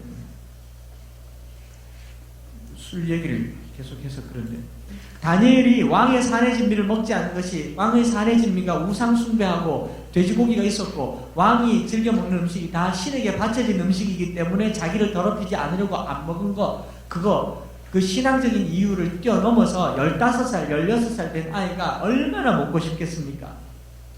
그 먹고 싶은 것을 열흘만 테스트해서 안 먹은 게 아니라 계속 먹지 않았다라고 하는 그 결단은요, 오늘 우리에게 상당한 메시지를 주고 있습니다. 하고 싶으니까 묻잖아요. 성도들이 되게 물어요. 술을 꼭 먹어야 됩니까? 라는 말의 질문의 의도는 먹지 말란 말을 듣고 싶어서 묻는 건 아닐 거예요. 그렇죠? 따지고 싶은 거죠. 11조를 꼭 내야 됩니까? 묻는 성도들의 그 질문에 저희는 꼭 해야 됩니까? 그거? 구약시대의 법인데 이걸 묻고 싶은 거잖아요. 그래서 제 결론은 한 가지입니다. 네 믿음 따라 해라. 너 믿음대로 해라. 믿음 없어서 11조 안 하는 건 지 믿음 탓이죠. 믿음 없어서 술 퍼마시는 건 지 믿음 탓이죠. 뜻을 정한다고 하는 거예요. 상당한 메시지가 있습니다. 저나 여러분들이 이 족보도 없는 사람, 다니엘과 세 친구요, 귀족인 것 같고 왕족인 것 같지만 아버지의 이름도 없고 가문 내 지파의 이름도 없는 이 네 사람을 다니엘서 전체에 전면에 부각시킨 것은요, 이 사람들이 정말 주님 앞에 고결하게 자신의 뜻을 정했다라는 데 있습니다. 자신을 더럽히지 않기로 작정한 거죠. 오늘 사랑의 교회 대학 일부가 하나님의 백성으로 자신을 더럽히지 않기로 뜻을 정하는 밤 되기를 바랍니다. 갑자기 혼란스럽습니까? 내가 하고 있는 그 무엇이 나를 더럽히지 않는 거룩한 뜻이 되었으면 좋겠어요. 저는 이 부분은 너무 명확하고 간단합니다. 대한민국에 술과 담배만 없어지면 나라의 평화가 임할 겁니다. 밤에 술을 안 먹으면 할 게 뭐 있습니까? 대한민국에 술집만 없어지면 모든 것이 다 평화로워질 겁니다. 담배만 없어지면 세상에 화평이 임할 겁니다. 그렇죠? 담배 끊기를 원하면 제가 기도해 드릴게요. 오늘 밤에 폐암 걸리도록. 오늘 술 끊기를 원하는데 잘 안 끊어지시는 분들 오셔요. 제가 안수기도 해드릴게요. 간암 걸리도록. 그렇게 봉투에다 적어놨잖아요. 껍질에다가 지나친 음주는 간암 및 뭐 여러 질병을 유발한다고. 그 병든 폐의 사진을 걸어놓는데도 불구하고 이제 곽에 폐 사진 걸어놓으니까 그거 다 빼버리고 담배 담는 케이스가 유행한대요. 그냥 그걸 보니까 볼 때마다 찍는단 말이죠. 나라가 백성들이 건강 팔아서 국가를 유지하고 있는 이 자체가 불행이며 재앙이며 저주입니다. 여러분들이 거기 놀아나지 마세요. 똑똑한 사람, 위에 있는 사람 술 그렇게 안 마십니다. 담배 그렇게 안 핍니다. 담배값 올리고 금연실, 흡연실 막 만들어서 원숭이처럼 거기 넣어두고 담배 피게 하는 이런 세상에서 그거 즐거워라고 마시고 피고 다니는 거 부끄러운 줄 아셔야 됩니다.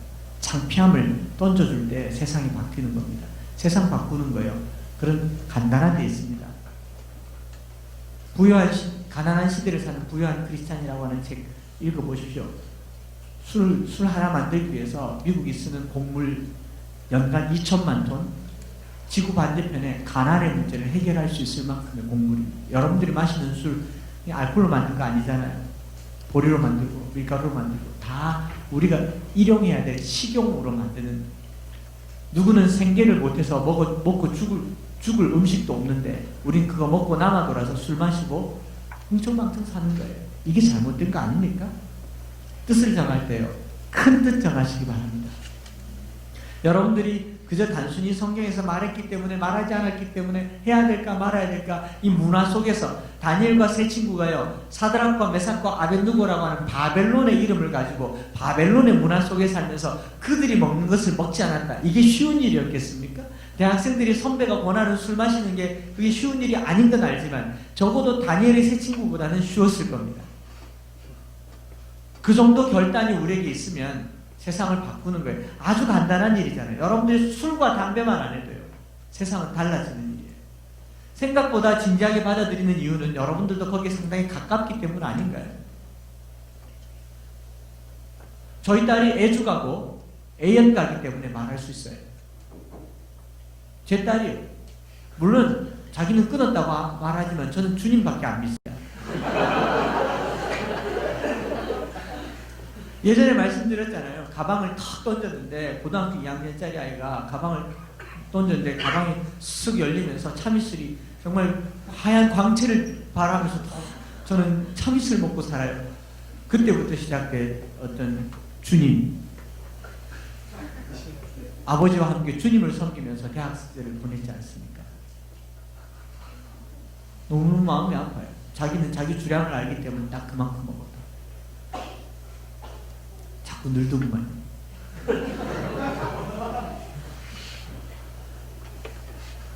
자신을 더럽히지 않으려고 그것이 무엇이든 상관없어요. 여러분 뭐 그것이 고기일 수도 있고 담배일 수도 있고 뭐 음란물일 수도 있고 술일 수도 있고 뭐 포켓몬 고일 수도 있고 롤일 수도 있고 오버워치일 수도 있고 뭐 스타 새로 또 유행하는데 그걸 수도 그게 무엇이든지 간에 자신을 더럽히지 않으려고 그것 때문에 자신이 더러워지지 않으려고 애를 쓰는 결단이 그런 작은 결단이 민족을 살릴 거라는 기대를 만들어낼 줄 믿습니다. 오늘 남탓하지 마시자고요. 대기업을 얘기하고 뭐 정치인을 얘기하고 청와대를 얘기하고 최순실을 얘기하지만 우린 최순수를 얘기해야 됩니다. 내가 뜻을 정하면 하나님은 나라를 움직이실 겁니다. 내가 뜻을 정하면 우리가 정한 뜻으로 세상을 바꾸실 것입니다. 이것이 다니엘이 얘기한 우리에게 주신 교훈 중에 하나라고 생각해요. 제 딸이 대학 1학년 때 그 학교에 가서 선배들이 주는 거 다 잘 받아 드시고 인사불성이 돼서 새벽 2시가 넘었는데 집에 돌아오지 않은 거죠. 그날 그 학교 동문에서 살인사건이 있었거든요. 그래서 너무 끔찍한 일에서 너무 두렵고 떨리는 마음으로 아이를 찾아서 수소문을 해서 새벽 3시까지 온 그 인근을 찾아다니다가 저희 딸이 친구 자취방에 깊은 충만함에 빠져 있는 것을 보고 들쳐업고 집으로 데리고 왔습니다. 집으로 데리고 와서 방에 눕혀두고 제 방에 앉아있는 제가 잠이 오겠습니까? 새벽 기도를 가야 되는데 가슴이 답답하고 참 먹먹하고 어떻게 내게 이런 일이 일어날 수 있을까? 목사의 딸이 결국 내가 부족해서일까? 그리고 이제 새벽 기도 가려고 방문을 열고 나왔는데 화장실 문이 활짝 열려서 보니까 자기도 너무 이제 열이 나니까 다 벗어버리고 그냥 거의 뭐 알몸인 상태로 그 화장실에 차가운 바닥에 그냥 내버려뒀어요. 얼굴 돌아가라고. 내버려뒀는데 새벽에 가서 기도가 되겠습니까? 너무너무 속이 상하고 그리고 이제 돌아왔는데 방에 들어가고 없어요. 제가 일어나기만 하면 내가 확 그러고 아침이 됐는데 안 나오더라고요. 그래서 저는 교회로 갔고 그 사이에 일어났던 일을 제 딸이 지난 여름에 제게 비로소 실투를 하더라고요. 그때 이후로 자기 삶이 변화가 일어났어요. 아침에 8시, 7시 반에 일어났는데 목이 너무 말라서 목이 말라서 일어났대요. 목이 말라서 일어나서 문을 딱 열려고 하는데 밖에서 엄마가 밥 차리고 있고 식구들이 밥 먹고 있는데 문을 열고 나가면 맞아 죽을 것 같은 거예요. 그래서 다시 침대에 앉아서 마른 목을 그냥 침을 꿀꺽꿀꺽 삼켜가면서 참았죠. 3시간을 참았습니다. 도저히 목이 말라서 죽을 것 같더래요. 마음의 결단을 했죠. 나가서 맞아 죽으나 목이 말라 죽으나 죽기는 한 가지입니다. 그러니까 나가서 맞아 죽으면서 물 한 모금 마시고 죽자. 그런 마음으로 제 아이가 밖으로 뛰어나오죠. 뛰어나와서 정말 뭐가 하나 올라올 것 같은 막 하고 이렇게 나왔는데 저희 아내가 뭐 저희 아내도 이미 속이 상할 대로 상했으니까 그러면서 이제 안아준 거죠. 푹 안아주면서 우리가 너를 너무 많이 못 돌봐서 미안하고 또 네가 뜻을 세울 수 있도록 못 도와줘서 미안하고 집사람이 막 울면서 사과를 했고 또 저희 딸은 그때 저희 아내의 용서의 메시지에 큰 감명을 얻고 물 한 잔 마시고 정신 차렸다는. 근데 그게 그렇게 쉽게 차려집니까? 바벨론에 살잖아요. 우리가 바벨론에 살지 않습니까? 지 주변의 친구들이 어떤 친구들인지 제가 알잖아요. 다니엘이 친구들과 함께 뜻을 정했습니다. 사랑의 교회 대학 일부가 친구들과 함께 뜻을 정하시기 바랍니다. 거룩한 공동체로 거듭나시기를 바랍니다. 맨날 넘어지고 와서 기도하고 쓰러지고 와서 기도하고가 아니라 서로 손을 잡고 뜻을 정하여 거룩해지기로 하는데 하나님께서 저와 여러분들을 틀어 쓰시는 것, 성공의 뜻을 두지 마시고 거룩의 뜻을 주시기를 바랍니다. 이게 그냥 저들이 채식주의자이기 때문에 음식을 안 먹은 게 아니라 끝까지 이걸 지켰다는 거예요. 저는 자신을 더럽히지 않으려고 이 말 자존감을 걸고 하나님 앞에 모든 것을 지켰다. 뭐 여러분 지금 뭐 세상에 너무 큼직한 일들이 일어나니까 작은 일들을 의외로 이렇게 쑥쑥 덮여져서 지나가는 것 같아요. 1,000만 원 떼먹는 건 나쁘고 10,000원 떼먹는 건 괜찮은 그런 시대가 돼버렸잖아요. 그렇지 않습니까? 자기를 더럽히지 않는 그 일의 뜻을 정하셔야 됩니다.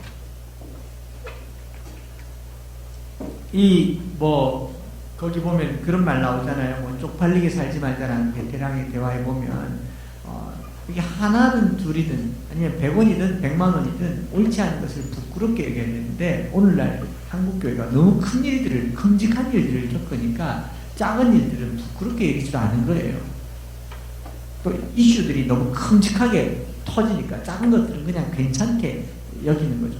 마치 남편이 아내 놔두고 바람만 안 나면 되지 다른 여자 만나는 것까지야 뭘 할 수 있느냐, 이런 식으로 살아가는 거죠. 우리가 술을 마시는데 안 취하면 되지 굳이 그런 것까지 안 먹어야 되느냐, 그렇게 나가는 거죠. 그러나 우리가 뜻을 정했을 때는요, 정말 테스트를 해보십시오. 여러분들이 대학생활 4년 동안 뜻을 정해서 선배들이 주는 거 안 먹고 살 수 있는지 뜻을 정해서 한 열흘만 테스트를 해보십시오. MT 가서 테스트를 해보시고 열흘까지 갈 것도 없어요. 3번만 테스트를 해보세요.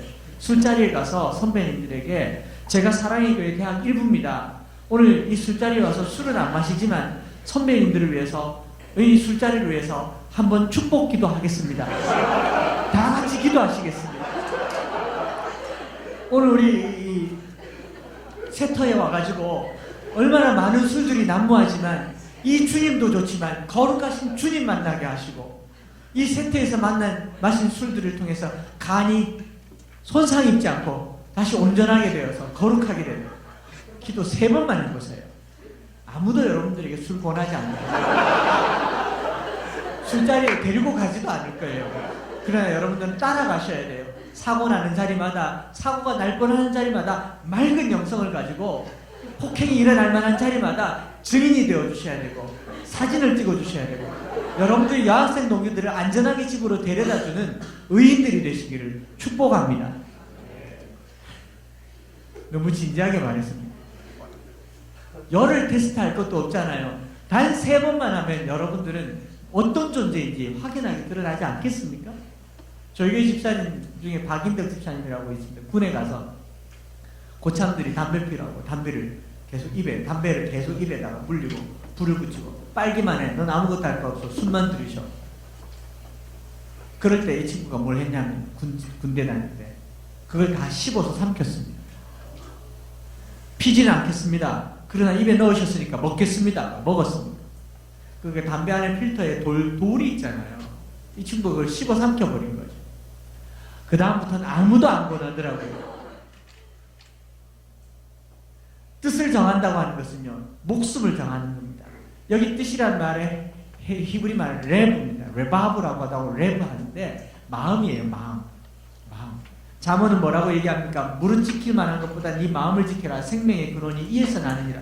생명을 걸고 지키는 것이 뜻이고 그것이 마음이라는 거죠. 우리가 이 땅을 살면서 뭐 성경 보고 전도하고 기도하고 찬양하고 예배드리고 이런 것보다요, 간단하게 술 담배만 가까이 하지 않아도 우리는 하나님의 백성으로 사는 거예요.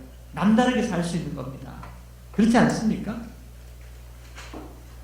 여기에서부터 시작하는 것이 다니엘의 이야기였던 것 같습니다. 그래서 이들이 이 정도 노력을 했기 때문에 기한이 지나서 18절에 보면 불러들일 기한이 찼고 그 얼굴을 보니까 그들과 같은 자가 없으므로 1장 19절을 보면 왕이 그들과 말하여 보매 무리 중에 다니엘과 하나냐와 미사엘과 아사랴 같은 자가 없으므로 그들을 왕 앞에 서게 하고 왕이 그들에게 모든 일을 묻는 중에 그 지혜와 총명이 온 나라 박수와 술객들보다 10배나 나온 줄 아니라 다니엘은 고레스 왕 원년까지 있으니라. 19절 왕 앞에 서게 하고 7절에 왕 앞에 서게 하고를 19절에 다시 왕 앞에 세웠잖아요. 그 중간에 뭐가 있었습니까? 뜻을 정했다는 큰 메시지가 들어있는 거죠. 그리고 다니엘은 고레스 왕 원년이니까 고레스는 페르시아 왕이거든요. 바벨론이 무너지고 나라가 바뀌고 왕이 여러 번 바뀌는 동안 70년이 넘도록 다니엘은 그 이방에서 포로로 잡혀와서 이 나라에서 포로민으로 있으면서도 나라가 바뀐 이 바벨론에서 페르시아로 넘어가는 지경까지 그 왕 앞에 서 있었던 다니엘의 이야기가 다니엘서 1장의 이야기인 겁니다. 공직 생활을 시작한 시점부터 67년간 일했던 다니엘의 이 공직 생활을 보면요, 롱런 하려면요 뜻만 정하십시오. 목숨 걸고 내가 뭘 할지만 정하시면 됩니다. 이제 이 중에는 새내기들도 있을 것이고, 또 2017년도를 새롭게 시작하려고 하는 한 해의 결단이 있는 시간일 것인데, 저와 여러분들이 오늘 우리 마음에 지난 한 해를 돌아보고 지난 20여 년을 돌아보면서 앞으로 나는 여기에 뜻을 두겠습니다. 그리고 작심삼일 말고요, 작심삼일 하셨으면 3일마다 한 번씩 작심하면 되잖아요. 그죠? 그렇게 해서 평생 그 뜻을 가지고 살아가는 저와 여러분들 되시기를 축복합니다.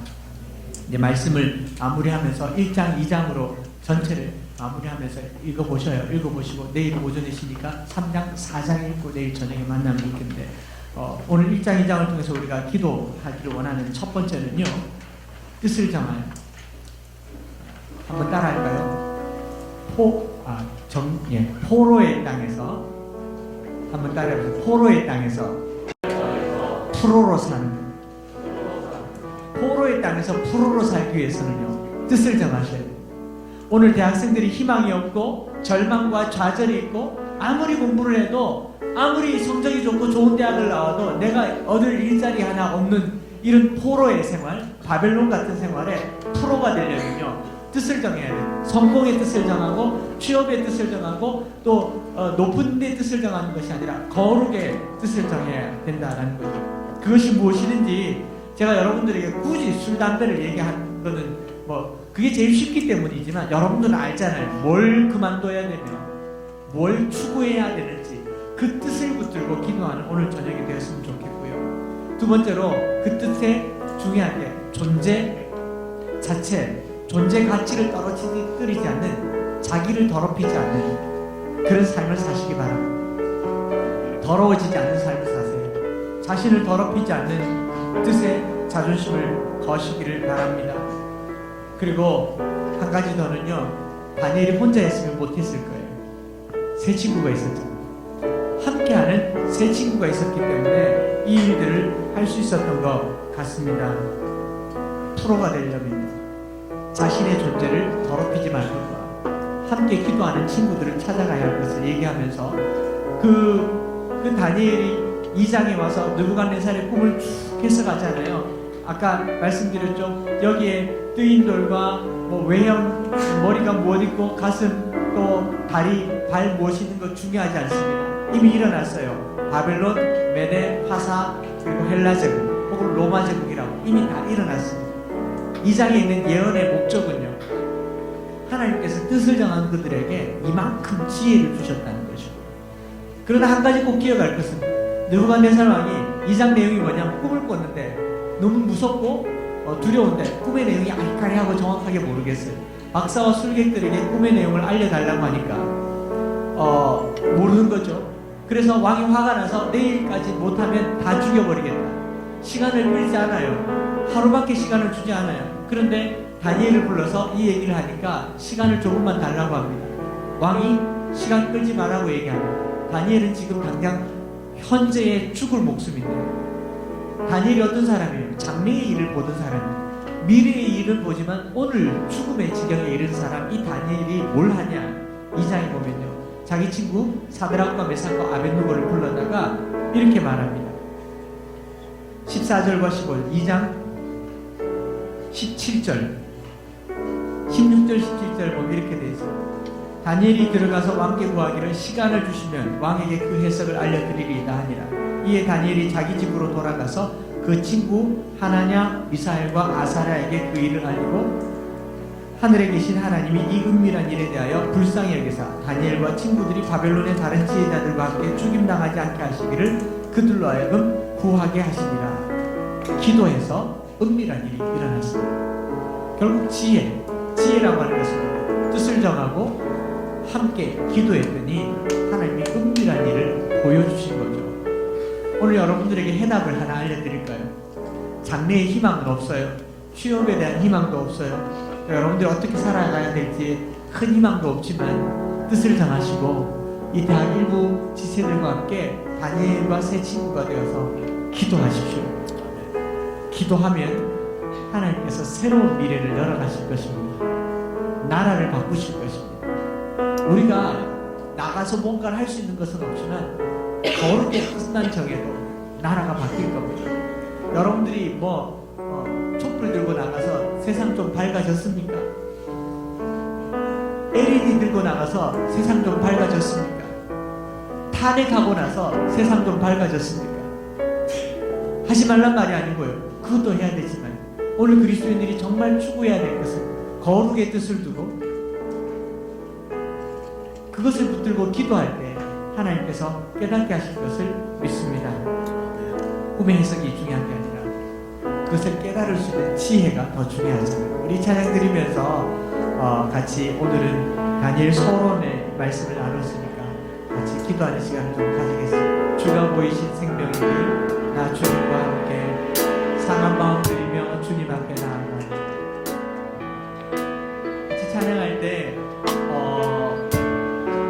우리 대학 시절 공부를 열심히 하면서도 순간순간 좌절이 찾아오고 절망이 찾아오고 두려움이 찾아올 때 마음의 뜻을 정하셨으면 좋겠어요. 사실 이 말씀은요 제 딸을 위해서 준비한 말입니다. 제 딸이 그래도 공부를 은혜로 해서 지난 1월 1일 날 미국에서 공부를 마치고 대학을 졸업하고 들어왔어요. 그 정도면 공부 좀 했지 않겠습니까? 그런데 작년 여름에 한국 나와가지고 한 학기 남은 시점에서 또 집에를 안 들어왔어요. 친구 집에 가서 잔다고 그랬는데 친구가 마침 전화가 와서 아영이를 찾는데 야 누구 집에 가서 자기로 했는데 애가 없어졌어요. 밤새도록 울다가 너무 울어서 새벽 3시까지 친구랑 울다가 너무 울어서 이 모습으로 집에 들어오기 못해서 그날은 술 마신 거 아닌 것 같아요. 울다가 민망해서 찜질방 가서 자고 아침에 퉁퉁 부은 채로 집에 와서 왜 그렇게 울었냐고 불안하대. 이 공부를 해서 경영정보 공부를 해서 컴퓨터공학 공부를 해서 내가 뭐 해야 될지 불안하고 지금 내게는 희망이 없대요. 제가 내가 있잖아. 키 180cm 조금 안 되는 아빠가 있잖아 라고 말해도 위로가 되지 않던가 봐요. 그래서 이 친구는 술을 마시기도 하고 밤을 새서 입하고도 하고 여러 가지 해봤지만 그에겐 희망이 없었거든요. 제가 제 딸에게 지금 한 가지 말해줄 수 있다면 뜻을 정하라. 너를 거룩하게 할 뜻을 정하라. 성공의 뜻을 정하지 말고 거룩의 뜻을 정하라. 그리고 지금 만나고 있는 친구들보다 기도하는 친구들을 좀 만나라. 함께 기도하고 함께 거룩하려고 할 때 하나님께서 이 암담하고 참담한 시대에 새로운 길을 열어줄 거예요. 그렇게 도전하고 싶어요. 여러분들은 어떤 상태인지 제가 잘 모르겠습니다만 오늘 이 찬양 드리면서 나의 길 오직 주가 아시니 나를 단련하신 후에 정금같이 나오겠다. 여러분 큐빅 1000개보다 다이아몬드 하나가 더 소중하지 않습니까? 14K 그 모조 금덩어리 1kg 가져다 주는 것보다 24K 한 돈이 더 낫지 않습니까? 거룩함을 위해서 기도하는 서로를 위해서 기도하는 시간 되도록 우리 이 찬양 드리겠습니다.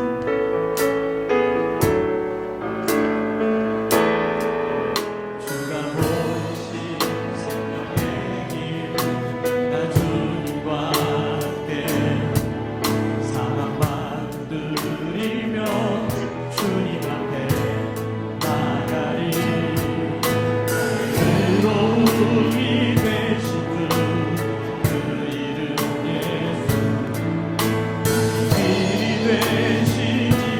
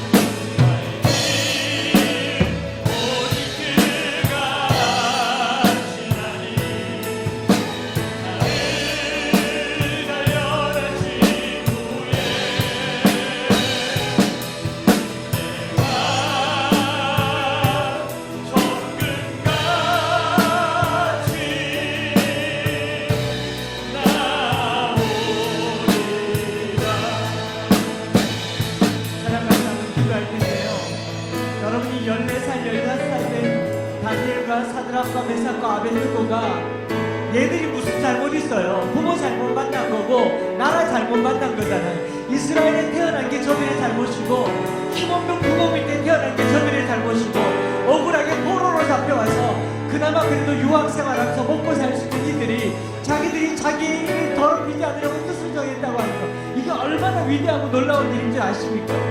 여러분, 우리가 참 속된 말로 재수 없는 시대에 태어났어요.